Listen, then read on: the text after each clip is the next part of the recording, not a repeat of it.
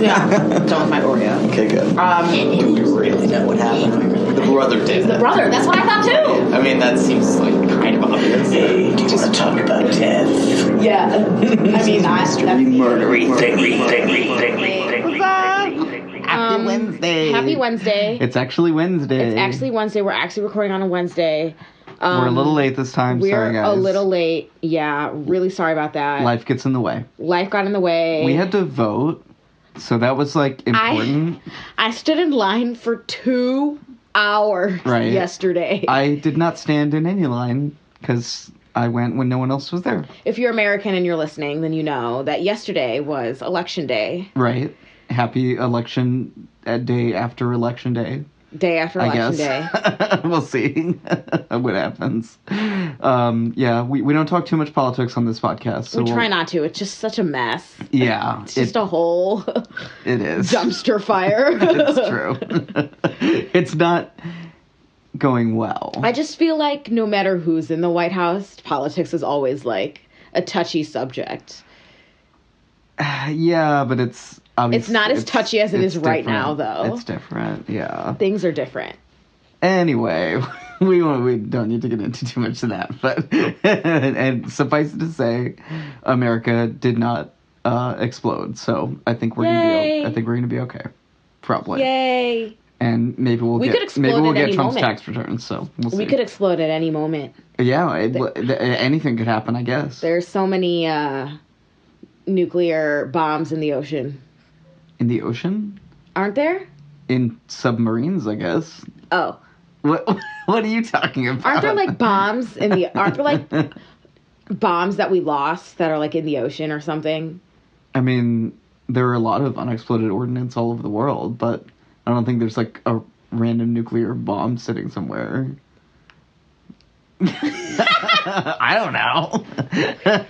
I'm not an arms expert. My name's Mario, by the way. Oh, yeah, that's Mario. I'm Chloe. Welcome to Mystery Murdery Thingy. You're supposed to say it with me. We'll say it again. Mystery Murdery Thingy. God damn it. I intentionally said it after you. Yeah.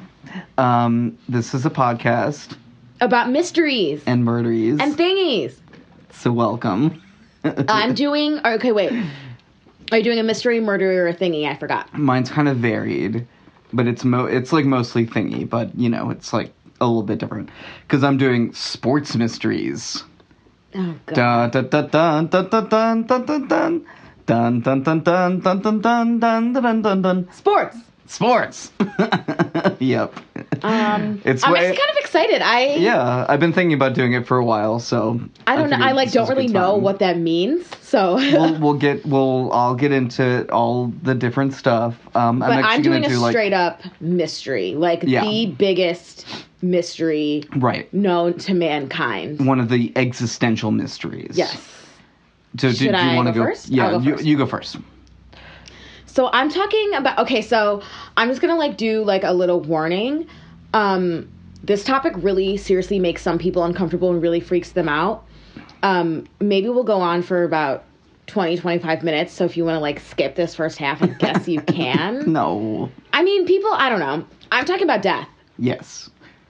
I mean, it definitely makes people uncomfortable. It makes people very uncomfortable. I actually read a whole book about that one time, about how the fear of death and our inability to really deal with it is the root of a lot of things in psychology and sociology and things like that. Yeah. Yeah. Well, that's why we procrastinate. Yeah. Yeah, because we're no, I'm serious. I listened to a TED Talk about procrastination. Okay. And he talked about how we're just putting off until death. And then we'll never do it because we'll be dead. Yeah.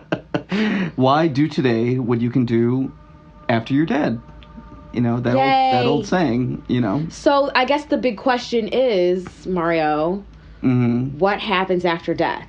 And I just want to start off by saying that no one knows. And I don't what care is death? Who you are.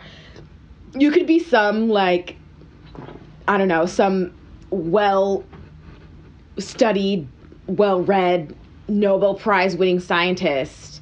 You don't know what happens, okay? Maybe you know what happens in the brain or something, but no one knows what happens after death. No one knows, like, what George Washington is doing right now. It's the question of whether there's a persistence of consciousness, right? Right. So it gets to the sort of ancillary question of, like, what is consciousness, right?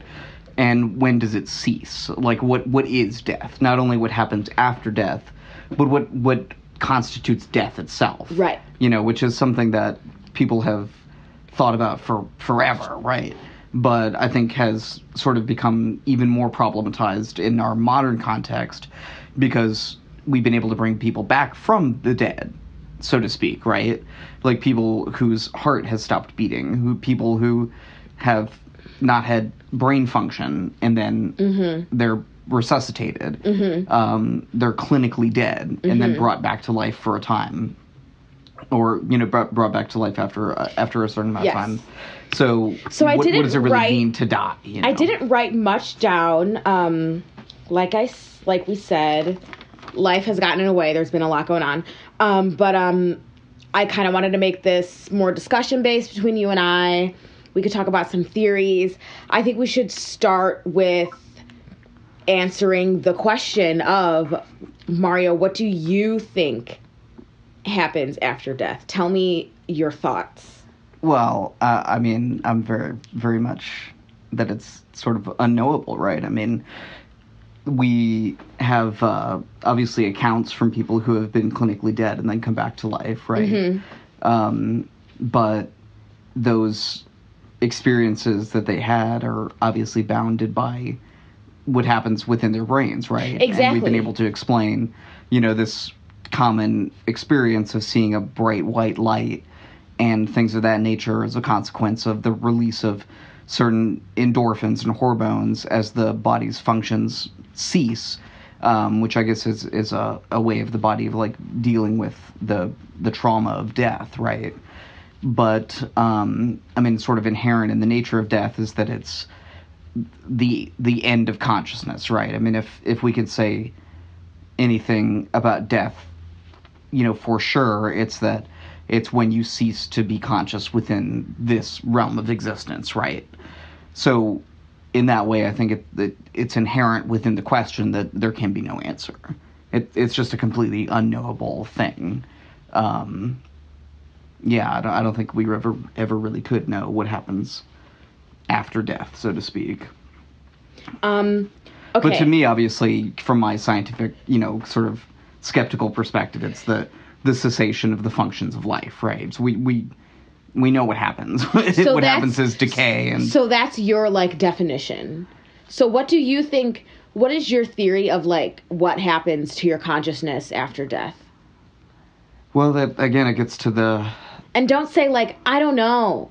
What do you think? I wasn't going to say that, but I was going to say that it gets to the question of what is consciousness, right? Is this emergent property of the functioning of the brain, right?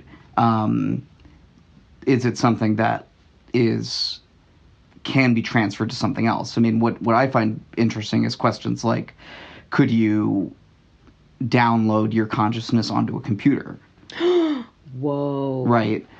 Because there's this whole idea of the universal computer, right? That is the brain a universal computer or not? Would we be able to have the same properties in terms of consciousness and memory of the brain, right, if it were constructed out of something else? If we're exactly the same, but it were just, like, made out of other things, out of virtual circuits or virtual neurons, as opposed to, you know, the gray matter, the fat, and so forth that we find within the biological brain, right? Would a non-biological brain still be a brain? And if we were able to do that, right, which I think is not out of the realm of possibility. Like, I do think that idea of recreating the brain on a computer, I think that is theoretically possible. I think. If we were to do that, and you were to transfer your, you know, sort of like the Black Mirror episode, right? Transfer your consciousness and memories and everything onto a computer. Via, like, DNA. And then your body died. Would you die? I don't think so. I don't think so either. In that way, the idea of the persistence of consciousness, I think, has an internal logic to it. So, I'm going to answer my own question because you didn't answer mine. That's my answer. I think that we all go to heaven. I know I'm like laughing and shit, but I don't want to like make fun of anybody else's belief. Well, that's the whole point idea. of saying that we don't know, right? Is that idea is just as valid as any other idea because it's an unknowable concept. So yes, I totally agree. My favorite interpretation of death came from a book called Elsewhere. Okay. So basically what happened was this girl was hit. She was riding her bike and she got hit by a car and she died. So she wakes up on, I believe, some type of boat. And so she meets all these people who are also dead. And she's like whatever age she is. And once she gets taken to, quote, elsewhere, it's just like Earth. You live your life, but you age backwards until you're a baby. And then you're like reborn. Okay. Isn't that interesting? I do appreciate like this concept of like of the cyclical nature of it, right? Yes. I think in some ways that makes more intuitive sense to me, that life or being or consciousness would have some sort of cyclical nature to it. Yes. Well, one of our early episodes we talked about reincarnation and children who had the past lives, right? Right. Freaky kids in a frightening film. Yeah, when you did The Exorcist. Right. Well, you're really good at remembering our episode names. Yeah, I look at them a lot. But yeah, I think this is an idea we see in nature a lot, right? That like things change, but they don't go away. Just the nature of reality itself seems to be like things persist and they shift. So the idea that there could be some kind of persistence of consciousness and it is just some kind of like energy that we don't understand that shifts into some other plane of existence, something of that nature, like I don't think that is entirely out of the realm of possibility, So I also think that brings us to the law of conservation of matter, which basically means that you can't, that matter like remains constant. Well, okay. Nothing is ever destroyed or created. It's only changed. It's only dispersed and it's only changed. Right. Here's what Wikipedia says. It says, the law of conservation of mass or principle of mass conservation states that for any system closed to all transfers of matter and energy, the mass of the system must remain constant over time as system's mass cannot change, so quantity cannot be added nor removed. Hence, the quantity of mass is conserved over time. So I would like to say that can apply to human beings. And actually, what this reminded me of actually is a sort of, I don't remember when it happened, maybe in the 18th century, a sort of early scientific experiment where they were trying to like weigh the soul. So they like had somebody who was like about to die. Yeah. And they were like weighing them, and then they like took measurements before and afterwards. Of course, it was all very much limited by the lack of sensitivity of the measurements, the instruments that they used at the time. So it doesn't really show anything, like the effect wasn't actually there. But I think it's interesting to look at those sorts of things from a scientific perspective as well, right? Like you were saying before, we can't just like dismiss this whole notion of an afterlife or a soul completely out of hand. It has to be dealt with like any other, hypothesis as to what's going on here, right? Right. But a lot of these things are also kind of disprovable. But I think also what I took, from when you were reading about the conservation of mass is that it is positing a closed system, right? Which technically we don't really know whether this is or not, right? Mm-hmm. Because, well, maybe there is a sort of like parallel universe, right? Where things into which matter could go. So maybe, exactly. maybe this isn't, or, transfer and maybe something. that's, someone's idea of heaven. Another interpretation of death that I like is from The Lovely Bones. Now, The Lovely Bones is a book and also a movie. It's one of those very rare instances where no, I don't think it's Nicholas Sparks, is it? I thought it was. The Lovely Bones Sorry, is what were you gonna not. say? The Lovely Bones is not a love story, Mario. At all. Okay. I don't know. The Lovely Bones is a very tragic story about a girl who was kidnapped, who was raped, and who was killed. But what were you saying about it earlier? Oh, how it's one of those rare instances where the movie's way better than the book, in my opinion. Okay. And in the movie, she goes to heaven and she, like, creates her own heaven, and, like, that's where she lives. Right. And it's, like, actually wonderful. Like, it's beautiful, actually. This little world that she ends up creating. So I also really like that idea. And if we're going to talk about science, I want to talk about, I did a little bit of research, talks about near-death experiences and stuff like that. So after doing found in a study of rats, a surge of electricity enters the brain before death, which possibly causes near-death experiences. And it's also, quote, the light at the end of the tunnel may just be a result of oxygen deprivation.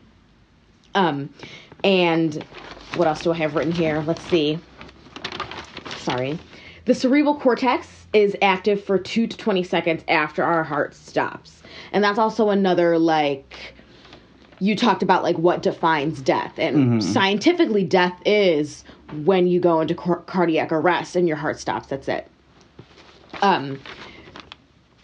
But studies show that CPR also can help retain brain function for longer. So even if CPR is performed and you die, there could still be something going on in there, but, right. Nobody really knows what it is except for, I guess, the accounts of what people say happened to them, and what they experienced as they were being resuscitated or this, that, and the other thing.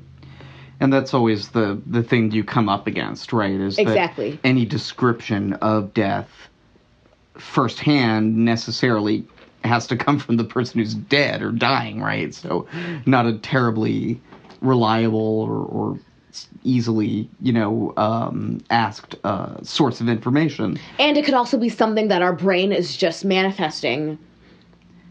Well, which again gets back to the sort of weird reality, right, that we talked about in the What is Reality episode, that everything is that. Right. All of our experiences throughout our entire lives are a construct created by the systems within our cerebral cortex, right? We never directly experience the world ever. So, why should we expect, at the end of our lives for it to be any more, accurate necessarily? So with death, is it something that we conjure up ourselves? Do you think? Like, so when you die and you, I don't know. You mean like the near-death experiences that people have? Or? I guess. Yeah, no, I think that there are definitely, like, scientific explanations for all of that kind of thing. But I think eventually we'll be able to read what's, like, being created in terms of your persistent consciousness. Mm-hmm. And then I think maybe we'll get a little bit more information, because you could be, like, recording someone's, like, conscious, perceptions all the way through the moment of death. And then you could really see, what is going on. But yeah, I think at this point we just, have to be a little bit humble and say, it's unsatisfying, right? But we just, like, really can't know what happens after that point, or even exactly when it happens. I mean, I was also going to talk too about, like, this new technique they have for like massive gunshot victims and things of that nature. Yes. Where they pump, so they actually replace the blood in your body with chilled saline solution, which brings the temperature of the body down like dramatically, really quick, or over like a certain period of time quickly. But you know, it's like measured out, and people have been able to be revived, you know, much more successfully, or in instances where they like certainly would have died before, right? So this kind of like gets to this blurring of the line of where is death, and we're always kind of like pushing it further and further out. I mean, even the idea of doing CPR is kind of freaky if you think about it, you know. So let's move on. Let's talk about reincarnation. I certainly believe in reincarnation. I believe that the consciousness doesn't go away. I don't think that when you die, it just ends. And that also brings us back to the ideal of nihilism. I think this is part of the belief of like a nihilistic belief, and that once you die, it's just zero, zip, zilch, nada, like that's it, lights out. But yeah, I don't think that. I think that's also not comforting at all. Number one. Number two, as you know, and I've argued this before, I 100% believe in ghosts. I don't think there's any way that ghosts, spirits, whatever, aren't real. I think it's possible to somehow, maybe your consciousness or something, or some part of you, some piece of you can get trapped or stuck for some reason. Now, I don't know if that has to do with you have some kind of unfinished business or what you know, whatever. But I do believe in ghosts, and I think that also has a lot to do with the idea of answering the question of what happens after death. Do you turn into some kind of spirit? Do you wander the earth for all eternity? I don't really think so, but I think that it's possible that some part of you can stay, and some part of you can manifest some type of energy to move things or make living people feel things. Or, for example, here's one of the reasons why I believe in ghosts, is because when I was 15, my father died. And after he died, I don't know, it's not really regular, but maybe once or twice a year, we get like phone calls from him. Right, like that Twilight Zone episode. Now, this is gonna sound really weird, but have you ever gotten a phone call from yourself? Like your phone starts ringing, you look at it, it says Mario Silva 309 blah blah blah blah blah blah. Like it says your phone number on there. I never have, no. That's never happened to you? It happens to my home phone all the time. It's happened about 6 or 7 times since he died. He died in 2013. So it happens, once a year or so. It's very weird. There's no explanation for it. And I think that's one of those things where it's like maybe his energy is still around. And maybe a part of you, some electrical current or some, I don't know, some piece of you stays. Well, this is the thing, and again, if we're trying to think about these kind of things in a systematic scientific way, but we're not. Well, but let's try to, right? For just a little bit. I think, there has to be some other kind of energy, right? Because what we know is electricity can't really do it, right? Because electricity can't really persist in an open environment. So we know that there's electric potentialities within the brain. That's a really important aspect of what's going on there, right? But there has to be something else. Exactly. There's something else. There's something. Well, there doesn't have to be, but in order for there to be persistence of consciousness, there has to be something else. So if ghosts are real, if there is an afterlife, if reincarnation is true, then what I think we need to look for is the something else. And you might think, oh, that sounds kind of it's some kind of energy or right? But we've seen throughout the history of science that there are kinds of radiation and energy that we didn't know of beforehand that we then found out about. I mean, magnetism and electricity themselves were like this, right? When, Tesla and others were doing experiments to tease out the, nature of electricity, they found that, electricity and magnetism are like linked in this weird way, right? And we didn't know that before. Like, it's not an intuitive concept that you would have just like been able to come up with. So again, let's be a little bit humble and say maybe in some kind of future experimentation, we'll find other kinds of particles, other kinds of radiative energies that the emergent property of consciousness within the brain creates, that create particles that can persist outside the body somehow. And therefore, maybe ESP is real. Maybe... I think ESP is definitely real. Because again, if ghosts are real, then ESP is probably real. Which they are. Then the afterlife's probably real. Then reincarnation's probably real. Yes. Like all these things, I think are they're connected somehow. Connected, yes. So let's talk about religion and death. So I did a little bit of, or I didn't do as much research as I should have. I'm going to say that right now. Let's talk about the Catholic point of view.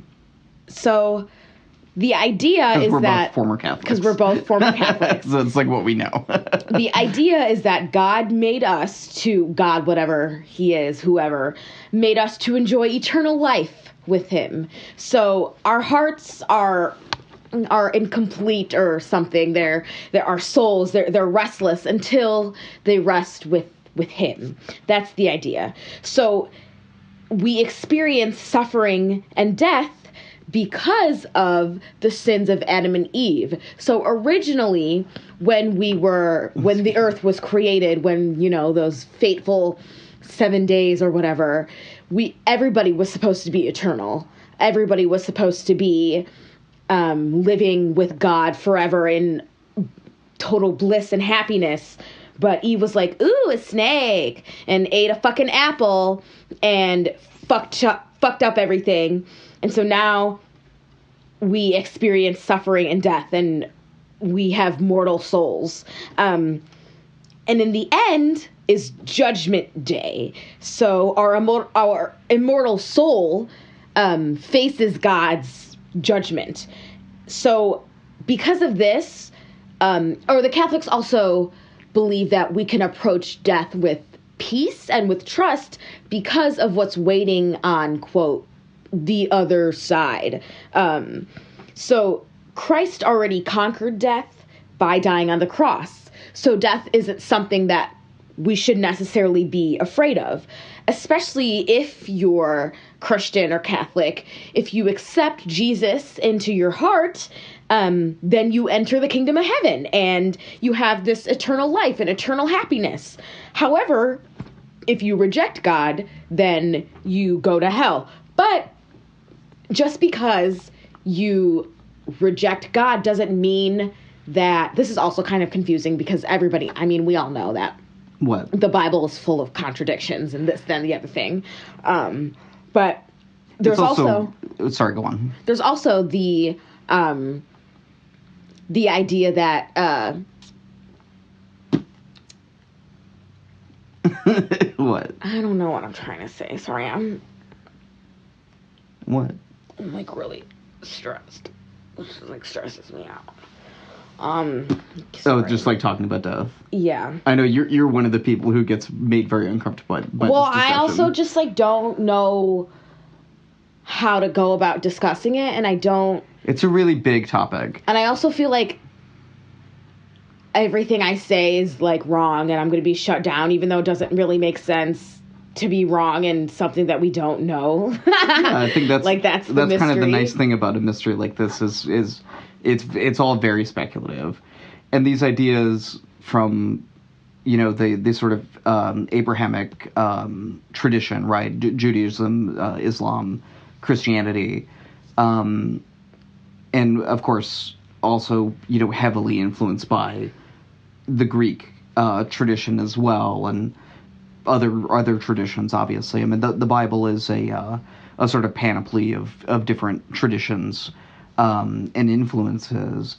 But this whole concept, I guess, of one, the body as being somehow imperfect, as being something that is sort of a shell, right? The body is not the real thing. The real thing is what's transcendent of the body, which is what persists after death. I also believe that. And it's and I think this is part of why. And maybe because I grew up about Catholic, and that's like been in my head since I was a little kid. But I also feel like it makes sense. It has an internal, and this is what I was trying to say, that it's a very comforting thought, right? That it's something that allows us to be able to move on, not having to think too much about death, right? Right. Because again, if we cycle back to the original point, that the inability to deal with the concept of death is at the root of so much of, psychology, right? So we have these coping mechanisms, right? Such as religion, right? Do you think religion is a coping mechanism? Yeah, certainly. But it's only one. It's not that religion itself is a coping mechanism. It's that the inherent need to understand is a coping mechanism. And religion is one attempt to gain that understanding, right? Because when, as far as we know, right, cats, dogs, horses, other animals, other non-human animals, for the most part, don't seem to have these kind of existential quandaries, right? Yeah. Maybe a crow, maybe a dolphin, maybe an elephant, some of the higher, level of thinking animals, in the sense that they have more planning and social complexity and things of that nature. But we do, right? Something about us at some point turned into, we started to have this sort of neurotic thinking, whether that happened when we were Homo erectus 1 million years ago or, more recently, we don't really know. But at some point, human beings felt the need to understand fundamentally what was going on in the world. What is reality? What is our place in the world? What happens when someone dies? These big questions had to be answered. And so, we came up with answers, right? If we didn't have ones that were very satisfying or seemed very correct, well, at least they were answers. And that's how we've persisted throughout our entire history up until today. I'd like to think that... And that's true of science and religion and speculation and anything else, I'd like to think that whatever you believe happens to you happens. Right, that would be... And that's, I think, a very popular idea. Like, what dreams may come.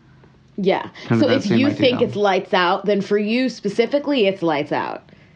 Right. But... Right. I don't know. I really do believe in an afterlife. I strongly believe in an afterlife. I think that our soul is immortal. And I think that, the body is a shell and it rots and it decomposes here on Earth. But our consciousness, our energy, our whatever that essence is, I think it exists and I think it's very real. And it goes on to live, doing who knows what. I don't fucking know. Maybe we turn into space dust or a star or some shit. Maybe we turn into a frog. Who knows? But I do think that consciousness lives on, or whatever. And if it's not consciousness, it's like we were talking about, that thing that's missing, that energy, that those particles that live beyond us, that we, I guess, don't really know about yet or haven't discovered, or I don't know, there's something missing. There's something there that I think exists and keeps going, because there's too many things, there's too many factors, and there's too many things that I personally have experienced in my life and that I know other people have experienced in their life, that of evidence of like loved ones who have passed, like contacting them, but then again, that begs the question, is that a manifestation of our hopes and our wants? Like people saying that I saw like my past grandmother in a dream last night, and that's a whole other conversation. Like, what are dreams? Do we Right. dream for eternity? Do we project some kind of image? Do we have some kind of otherworldly reality that we move on to? And is that like, quote, heaven? Is it another universe? I think it also gets back to some of the questions that we talked about in the What Is Reality episode, right? Is reality, that sort of idealism idea, right? Is reality created by the perception of it, right? And therefore, can an imaginary reality also become real because it's perceived within our brains? So then, is your talking to your grandma in your dream real or not? Right. Just because you manifested it yourself doesn't mean it can't be real, right? Right. Well, that's the question. Right? Is something imaginary real, or is it not? I mean, for further discussion, watch the Imagination Land episodes of South Park, because they do a good job of teasing out, this question. It's a good philosophy lesson there from Trey and Matt. Don't forget to bring a towel. Oh yeah. But yeah, I mean, it's something that we'll never. I don't know, never really know. But I think there is more to be found out. Just like the question of parallel universes or string theory. At this point, it seems unknowable. It seems like it's totally undisprovable. Do you think one day we'll just find out? I mean, I don't think so. I don't think for sure, but I think we'll definitely get to a better understanding of death. I think so. Yeah, as we find out more about how the brain works, about how even our bodies, about how cells work, because what is death except for the cessation of motion within key cells within the body, right? So at its essence, it's a question of cellular function, right? Cellular respiration for the most part, right? Because usually we're talking about the oxygen deprivation in one way or another. So when cells are creating energy, they need oxygen. If oxygen is lacking, then they have no energy, so they can't move. And if our cells don't move, then we die. I think that's more of a physical aspect, and that's a bodily thing. And I think our cells and our, all of that is separate from that missing energy, essence, soul, consciousness, whatever. But even if there is that, it would have to be created by cells, right? I guess. Or they were just mashed together somehow. I mean, cells within our brain create electrical potentials. So, that's energy that's created by our cells. Maybe there's a different kind of energy that's created. I don't know. Maybe there's two. Perhaps. Have we discussed enough? Yeah. Okay. So that was death. Now that we've gotten to a perfect understanding of death. It's just a lot. It's just a lot. It's a big topic. It's a big that one. I kind of was like. But that's kind of how things something go. I've wanted to talk about for a while. With our podcast is we don't ever claim to fully really get to the bottom of anything. I mean, that's kind of the point, right? I say it all the time. Embrace the mystery. So embrace the mystery of death, but I think it's a really interesting concept that people don't talk about enough. I think if people did talk about it more, maybe we could deal with it a little bit better. Maybe we would know a little bit more about it. But anyway, did you want to say sources or? Oh, oh my God. Oh, I'm gonna fall. Okay. Oh no. I looked at Some Wikipedia pages, I assume. A little bit. I looked at theartofdyingwell.org, a bigthink.com article by Philip Perry, and a Live Science article by Tia Gose. Cool. Okay. So, as I mentioned at the outset, I'm going to do sports mysteries.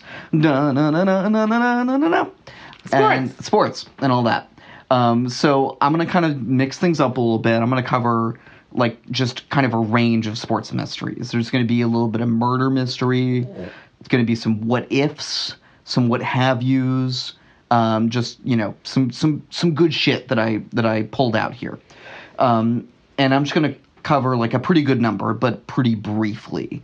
And this is going to be like at least a two-parter. So the first one I'm going to do is the killing of Big Edward James Delante. So Edward James Delante was a Hall of Fame baseball player at the end of the 19th, beginning of the 20th centuries, right? He was a big slugger. He hit for over 300, over a 300 average for 12 consecutive years. Oh my God. So he was like really good. I'd never heard of him before. He is a Hall of Famer. And he was also known as a big partier. Drinking, drugs, sex workers, just anything. He was just like a big party guy. And his body actually washed up on the Canadian side of Niagara Falls on July 9th, 1903, missing a leg and all of his valuables. Oh my God. The last time that Delante was seen, that Big Ed was seen rather, was on July 2nd in Detroit. He was staying there at a hotel, and then he was riding a train from Detroit to New York. And he left all of his personal belongings in Detroit, except for his baseball cap, black Washington baseball cap, which will come up later. And he was seen riding the train from Detroit to New York, getting very, very drunk. Apparently he had multiple shots of whiskey, was making a whole lot of trouble, getting in fights and stuff, and they actually kicked him off at Bridgeburg on the Canadian side.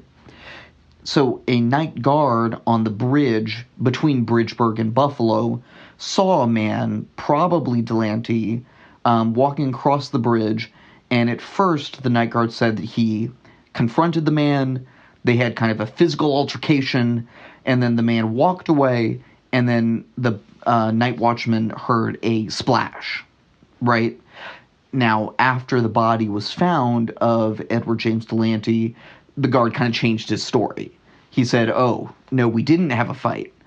I just saw this guy, and then I heard a splash. Oh, okay. So it seems like maybe the guard was kind of changing up his story a little bit to cover his ass.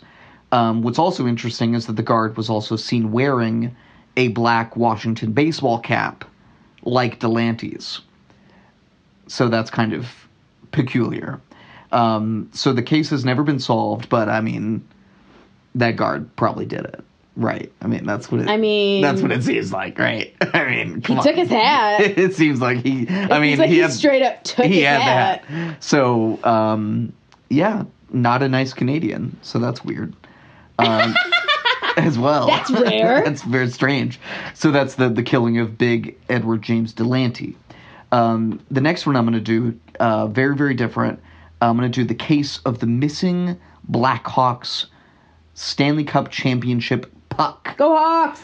Go Hawks. We're both big Blackhawks fans. Hell yeah. Not doing terribly. Didn't you say they just fired Joel Quenneville? They did. They just fired the freaking coach. That does not bode well. But if you recall, back in 2010, the Blackhawks had just won the Stanley Cup. Woo! The beginning of the dynasty. Right. You were there for what, the third? Yes. Parade? The 2015. Yeah, you went to the third parade. I did. It's the craziest. Never have I ever seen the streets of Chicago so packed. Right. So back in 2010, though, they had just won it for the first time since 1964. However, what's interesting is that puck from the winning goal has never been found. It's still missing up to this day. What? Now, I didn't know that. Obviously, I didn't know about this either. There's a lot of video, right? Yeah. So the video shows Patrick Kane barely making the goal. That little shit. Just kind of barely went, past the line, and no one really knew what happened at that point. I remember that. He started cheering and celebrating. Everyone else is kind of confused. Eventually, all the other Blackhawks players go and start celebrating with him, but no alarm went off. You know, it didn't do the little song, Yeah. like it always does. And the video also showed at that point Steve Miller, one of the Flyers linesmen, I believe, picking up the puck.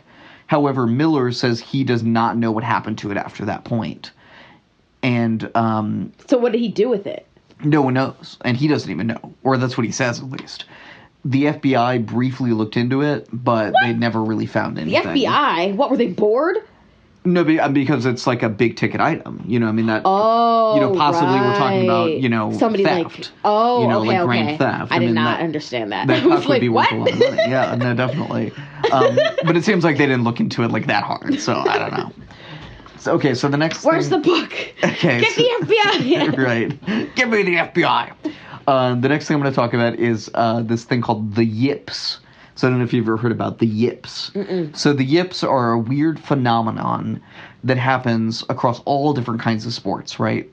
But it's commonly seen with pitchers and with golfers. And players will just randomly stop being able to do something that they've always been able to do. So like a pitcher will lose all command. What? And will just randomly start like pitching it into the ground. Or just like throwing it like way over there. Or a golfer. You mean like in Space Jam? I don't remember that, but sure. Well, in Space Jam, the aliens like took all of the like basketball players' like essence or like their like sure. skill. And then all Exactly. of a sudden, like Precisely, yeah. That just completely lose all skill. So if you're a golfer, you know, usually happens with putting. You know, you're just like can't hit it in from 2 feet like, away. Pretty tragic. Yeah, and no one is really sure why it happens exactly, but they think that it's a manifestation of an emotional problem unrelated to sports that manifests itself as a physical thing when you're under pressure in sports. Those are quotes from one of my sources. But then you never regain. No, typically the player never regains the functionality. And there's like some really famous cases, like especially with pitchers, where they just from one pitch to the next, they just lose it all, and they cannot ever do it again. And they go from being a pro pitcher to being not in the league anymore. That's sad. Yeah, And it's crazy. weird that we don't know. That's the most interesting to me. Yeah, that's your favorite so far. It's my favorite so far. Cool. Well, I'll keep going. We'll see. So the next one I'm going to do is the disappearance of John Brisker. So John Brisker, not a very famous basketball player, but apparently in his day he was pretty well known as a bruiser, as a thug, as an enforcer. Cruising for bruising. Right. Maybe he sang that to some people before he hit them. And he mainly played in the American Basketball Association, the ABA, which eventually merged, of course, with the NBA. And he played there in the late 60s, early 70s, sort of in the twilight years of the ABA. And he was known as one of the most violent players. The other basketball players would actually actively get out of his way when he drove to the basket. Oh, shit. Because they knew that he would like, fuck push them them? up. Yeah. Did he get, like, fouled and stuff? No, they were, like, afraid to foul him because of, like, what he had done to guys in the past. God. Yeah. So he averaged, like, 20-plus points a game just on the strength of that. He was also kind of had a reputation because in college at the University of Toledo, he actually got kicked off the team for beating up a coach. And there was also a story where he pulled out a handgun on a teammate. What? They were like having an argument on the floor on the basketball Like during court. a game? No, during a practice. But still, And then he he had went a to his gun bag on and like him? took out a gun. Yeah. Wait, when was this? In the late 60s, early 70s. Oh my god! Yeah. So What the hell? So, Brisker, pretty intimidating, but once he went to the NBA after the merger in 1972, he was not so intimidating. The NBA players were bigger, they were badder, they were more able to deal with him. So he washed out of the league after about 3 years before he was 30 years old. So fairly early. After his career ended at that point, he tried his hand as a restaurateur in Seattle, I believe, but he wasn't all that successful. He ran up big debts, legitimate debts as well as debts with loan sharks, which is not good. He was also being investigated by the police for different things, apparently. So just a lot of heat coming from a lot of different places, right? Yeah. And maybe because of all this pressure, but also because of his interest in the Black Power movement. And, he was a black dude? Yeah, he was black. And because of his interest in his ancestral homeland, he did travel back to Africa in like the mid-70s. He was rumored to actually be working with the Ugandan dictator Idi Amin, maybe as a mercenary at the time. Ooh, that's a big jump. I don't know. Yeah, I don't know about that. From NBA player to mercenary. So he was last heard from his family in the spring of 1978. He sent a letter to his siblings with a picture of him on horseback with a written caption that said, "Have money, will travel," cryptically. And after this, he was not heard from by his siblings, by his wife, by his baby mama, because he also had another woman who he was having a child with. He was rumored to be dead, but his wife did not think that was the case. He thought that he had skipped town because of all of his big debts and things of that nature. I guess that's plausible. Definitely plausible. And if he did die in Uganda at that time, it would be really impossible to find out what happened to him. This was a time of a lot of chaos. The government or... Yeah, the government was... Were they was killing all types of people? Rebels were, there was just not a lot of institutional control at all in Uganda at this particular point under the Amin regime. The CIA went to Kampala, the capital of Uganda, in 1978 to try to find out what happened to him, but they didn't find out very much. Records were not well kept, or they were simply destroyed. They found no solid connection from Brisker to Idi Amin, but that doesn't mean that there couldn't have been one. They just didn't find one. They did find out that Brisker had passed through Liberia, coming to Africa, that's where he had first gone, but they really didn't find anything after that. They also found out, though, that a witness at a bank in Monrovia, which is the capital of Liberia, had seen Brisker with a woman, not his wife, in March of 1977, there at the bank in Monrovia. Now, supposedly, he met this woman in New York City, and she was the daughter of a bank employee who actually left her family, including her daughter, to go with Brisker. Now, reportedly, he had told her that his marriage was over, he was going to leave his wife. Okay, so he could have ran away. That she was his true love. So that's the story, yeah, that they kind of ran away together. But neither he nor she were ever heard from again after that point. There's a sketchy report that he may have been sent to the State Research Bureau by the Amin government after kind of running afoul of them. So again, the government was also kind of like disappearing people at this point, right? Yeah.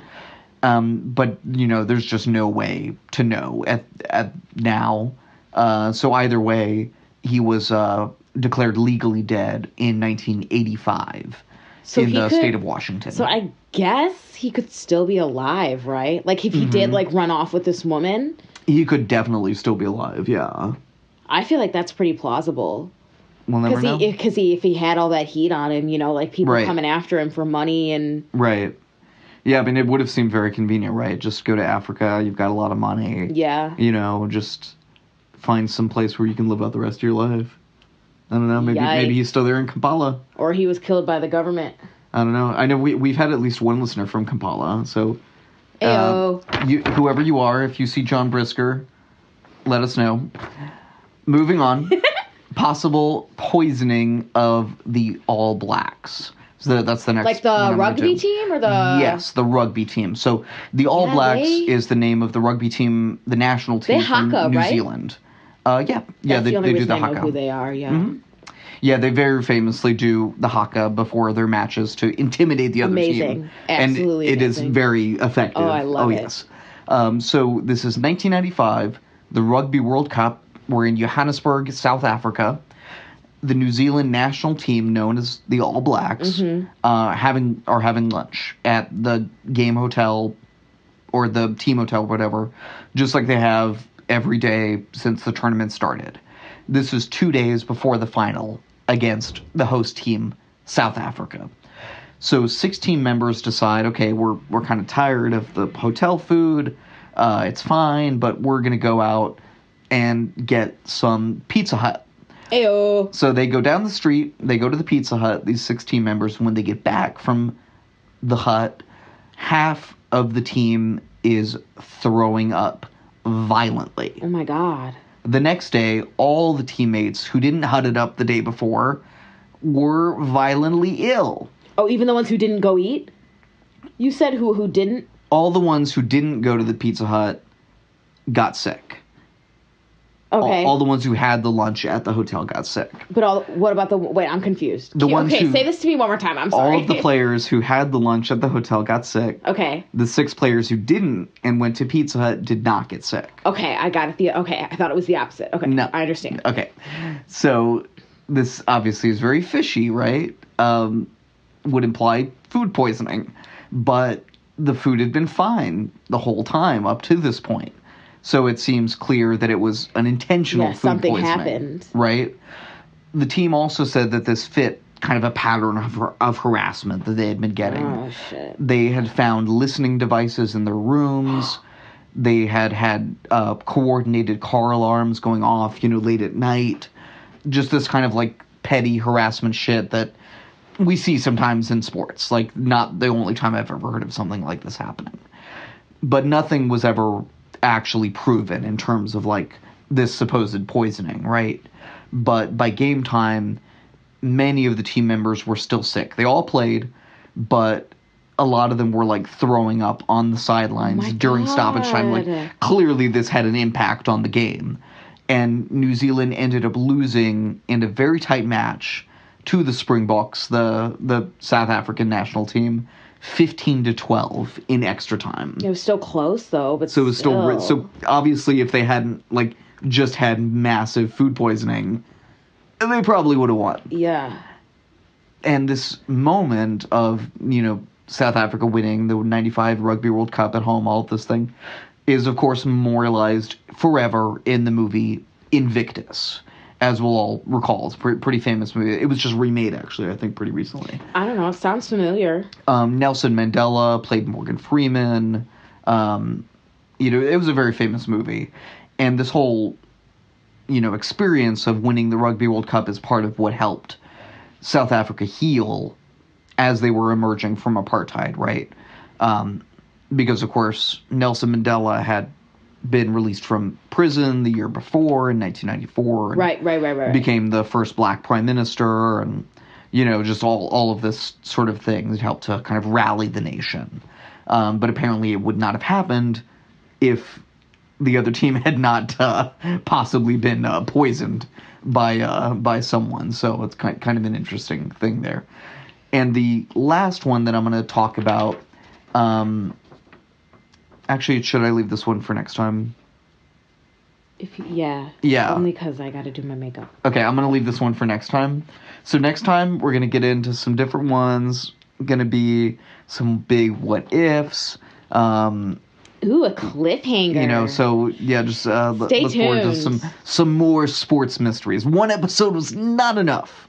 There's lots more out there. So That's so interesting to me. I wouldn't even like thought of sports mysteries as a category. Well, it's just because I love sports. So obviously thought, well, hey, got to be something out there, right? Sports mysteries, sure.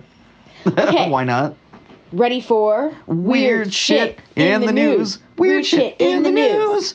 Weird. Okay, so here's what I got. What you got? So let's talk about Applebee's. Let's talk about Applebee's.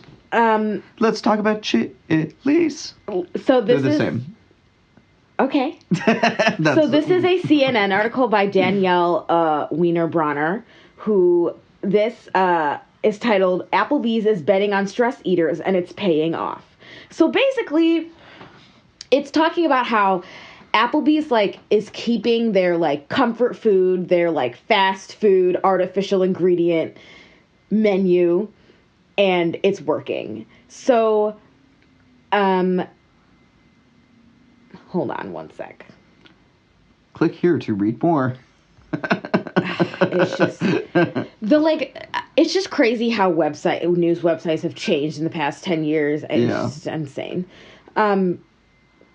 So a few years ago, Applebee's was struggling. The band started selling seared and grilled items and serving smaller portions to chase a more health-conscious customer, end quote. But it didn't work. Because fuck that. Because like these people don't want health conscious. The type of people who were like health conscious wouldn't go to Applebee's in the first place. They're making they were food trying at home. Exactly. They're trying to like go after like a consumer who wasn't there, who like wasn't going to Applebee's anyway. So they flopped the strategy and they focused on comfort food. And, hey boys, I think we need to flop this strategy. Let's go for comfort food. Quote, Applebee's U.S. same-store sales increased 7.7% in the third quarter of the year of this year, setting a 14-year record. Wow. So, cheap alcohol, cheap food. It's really working for Applebee's. Good for them. Good for them. And it's very common for people to eat out of stress, especially college students. Right. My God. Right. You know about that. I know about that, as I say, as I sip my So I'm going to do... my chicken fillet. Oh, right. So I'm going to do a Florida man story.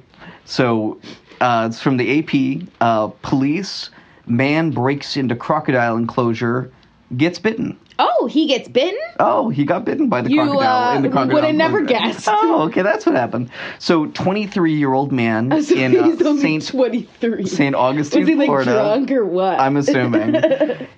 This guy, oh my God, I don't know what. I hope he was. I'm sure he was drunk. So he breaks into I'm sorry, I'm just picturing this like cartoon style. Yeah.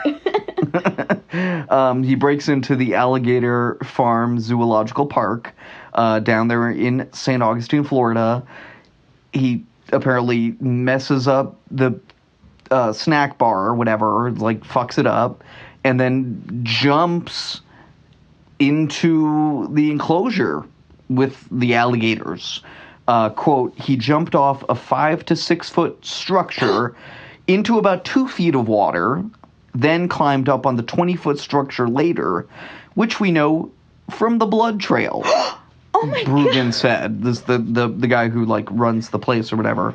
Quote, in our 125-year history, this is the first time anyone has ever tried to go swimming with the crocodiles. Instead of swimming with the fishes. So, according to the arrest report and security footage, a 9-foot crocodile lunged at him. Oh my God. And then he escaped over the edge of the pool, but his leg was still, or his left foot rather, was still hanging off, and the alligator grabbed onto it, but he got away.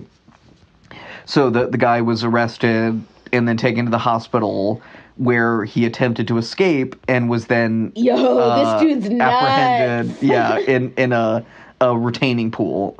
So I don't know what this guy's like deal with jumping into shallow bodies of water is, but I think he needs some help. Oh my gosh. Yeah. I think the kicker is that he tried to escape from the hospital too. Yeah. So crazy Florida man. Florida man.